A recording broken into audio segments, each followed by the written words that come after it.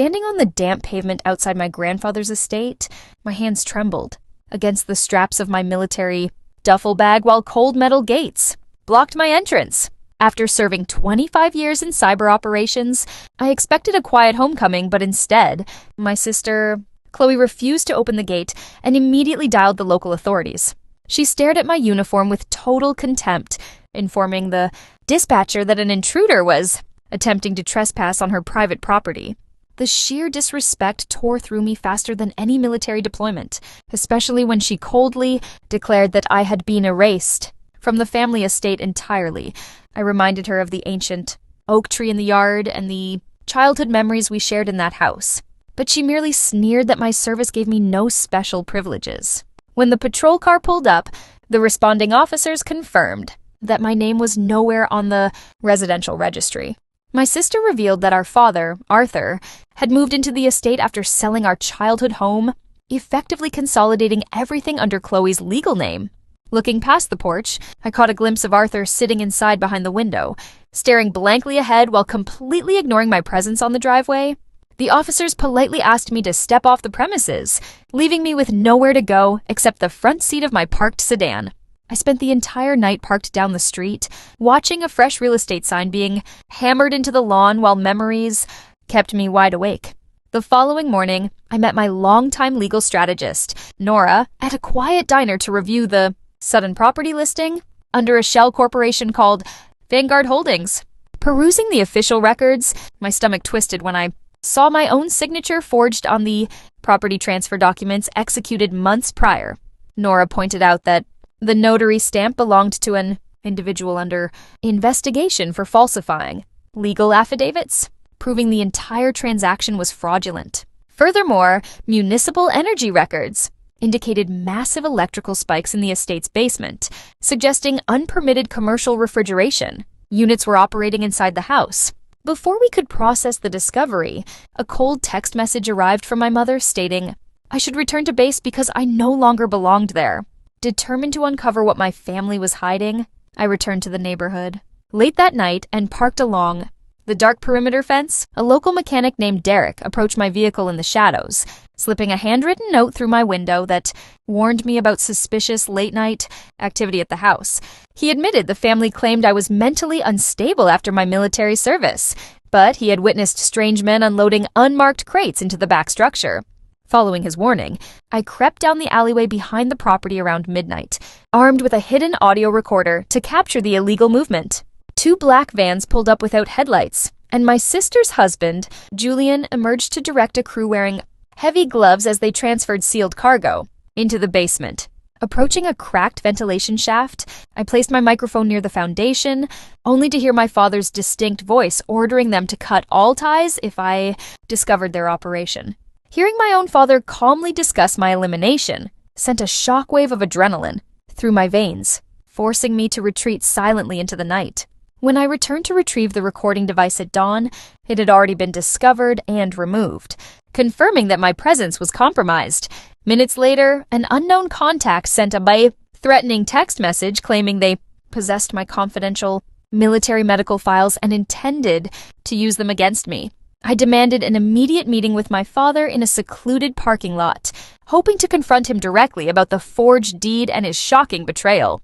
Standing beside his luxury sedan, Arthur refused to look me in the eye, claiming my long absence had transformed me into an unrecognizable stranger who threatened the family business. When I mentioned the recorded conversation, he coldly stated that protecting their commercial enterprise was far more important than maintaining personal relationships. He stepped into a waiting SUV driven by a burly man with a silver watch, leaving me alone in the pouring rain without a single word of remorse. However, beneath my windshield wiper, I discovered a sealed envelope containing a certified photocopy of my grandfather's original unalterable land bequest. Attached was a note from the original notary, confirming that my family had manipulated the land registry years after the initial signing. I immediately forwarded the evidence to my former military intelligence colleague, Vance, who ran the corporate entity Vanguard Holdings through secure databases. Vance discovered that Vanguard Holdings was previously flagged as an illicit front organization involved in federal procurement fraud and dark money laundering operations. Julian was listed as a core logistics consultant in those classified files, proving that my sister's household was built entirely on illegal military contracting profits. Nora filed an immediate emergency motion at the county courthouse, placing a legal hold on the property title to prevent my family from liquidating the asset. Armed with the court injunction, Nora and I walked up the driveway to serve. Chloe and Julian directly on the front porch. Chloe's face turned pale when she saw my uniform, while Julian attempted to threaten us with vague corporate retaliation before we left, them with the official papers. Working through the night in my rental apartment, I collaborated with Vance and an elite digital technician named Tasha via encrypted video link. Tasha traced the illegal wire, transfers directly to Chloe's private bank accounts, and confirmed that the forged property signatures were copied from my old tax returns. Furthermore, the fraudulent procurement orders routed through Julian's company matched stolen military surveillance equipment batches that had vanished during my overseas deployment. The following morning, I submitted a comprehensive evidence binder directly to the Department of Defense Office of the Inspector General, triggering a federal inquiry. Realizing that the federal authorities were getting involved, Chloe panicked and stormed into Nora's law office, screaming threats about family loyalty before being escorted out. That evening, Nora brought over financial statements showing over $500,000 illegally funneled through dummy corporations directly to my family members. Days later, we presented our complete investigative file to Assistant U.S. Attorney Gabriel Vance at the Federal Building in Arlington. Impressed by the overwhelming digital forensics and financial paper trails, Gabriel confirmed that grand jury subpoenas were being issued for Julian, Chloe, and Arthur. As we served Chloe with her subpoena at her corporate foundation, her polished public image shattered in front of her colleagues as marshals handed her the federal summons. When the formal court proceedings began, I took the witness stand in full dress uniform, presenting original land records, audio files, and IP tracking logs.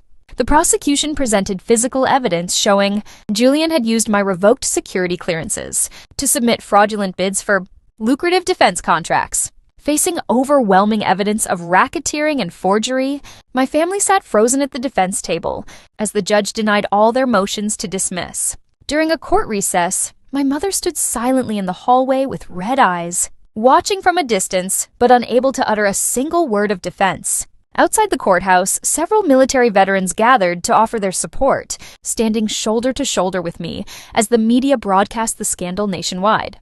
Meanwhile, digital forensic updates revealed that Chloe was frantically trying to delete all digital traces and personal records connecting her to the fraudulent shell accounts. Using specialized recovery software, Tasha retrieved archived video footage of my grandfather explicitly declaring his intention to leave the property exclusively to me.